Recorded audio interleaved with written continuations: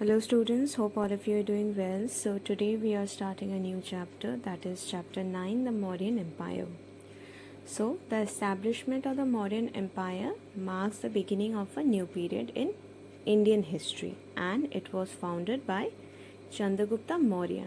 So this is the picture of Chandragupta Maurya, who dominated the Indian subcontinent between 322 and 1805 BCE. Okay, so who was Chandragupta Maurya? So initially he was an official in the army of Dhanananda, the last Nanda king. So he wanted to overthrow him, okay, because he was an unpopular king. So under the assistance or with the assistance of Chanakya, this is Chanakya, who was the author of Arthashastra. This is a book which deals with the art of administration and politics. Okay, so Chanakya had also a personal grudge against Dhanananda, so he trained Chandragupta, okay, in the art of warfare and administration. And Chandragupta Maurya overthrew him and seized the throne of Magad or Magadha. So then after a few years, Chandragupta embarked upon an aggressive expansion policy.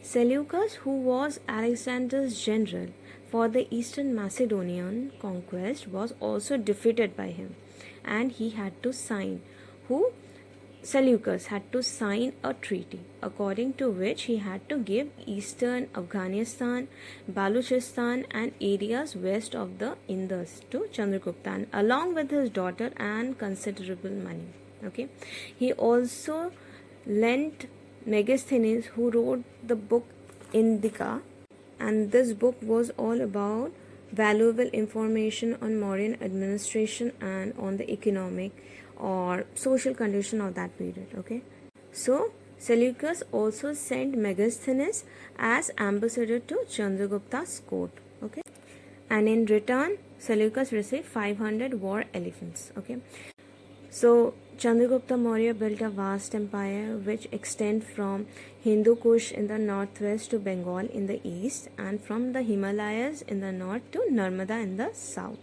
Okay, now Ashoka. Now who was he? So he was a grandson of Chandragupta. Okay, so and the son of Bindusara.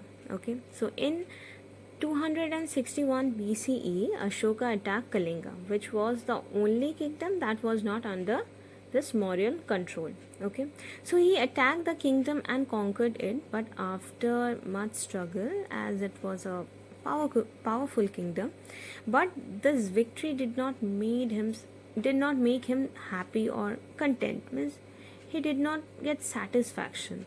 So the Kalinga War became a turning point in Ashoka's life. Why?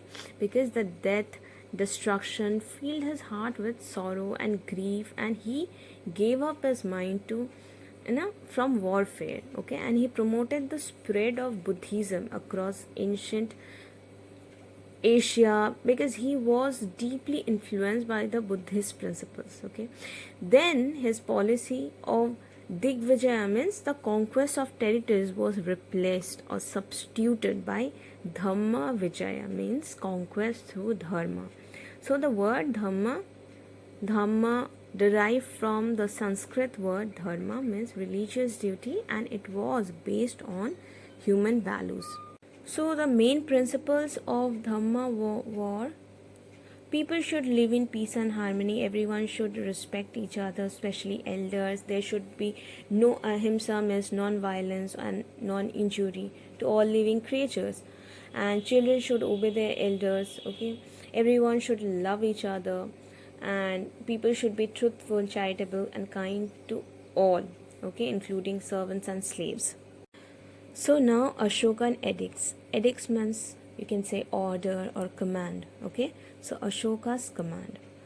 Edicts, so they are the royal commands or proclamations and were inscribed on rocks, polished stone pillars and caves.